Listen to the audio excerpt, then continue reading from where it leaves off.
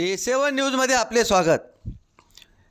हिंगोली येथील जलेश्वर तलाव सुशोभीकरणाची पालकमंत्र्यांनी केली प्रशंसा।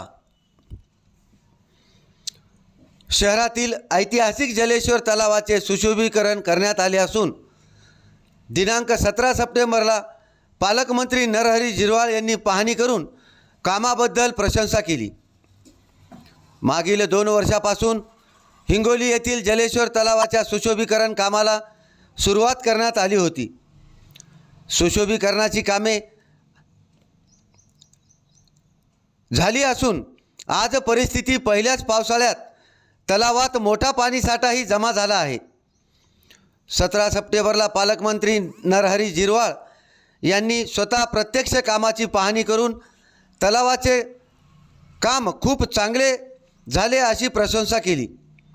या प्रसंगी त्यांच्यासोबत आमदार तानाजी मुटकुळे, जिल्हाधिकारी राहुल गुप्ता, जिल्हा परिषद मुख्य कार्यकारी अधिकारी अंजली रमेश, माजी आमदार रामराव वडकुते, माजी नगराध्यक्ष बाबराव बांगर, राष्ट्रवादी काँग्रेसचे जिल्हाध्यक्ष बीडी बांगर, नगर परिषदेचे उपमुख्य अधिकारी श्याम माळवटकर, स्वच्छता निरीक्षक बाळू बांगर यांची उपस्थिती होती।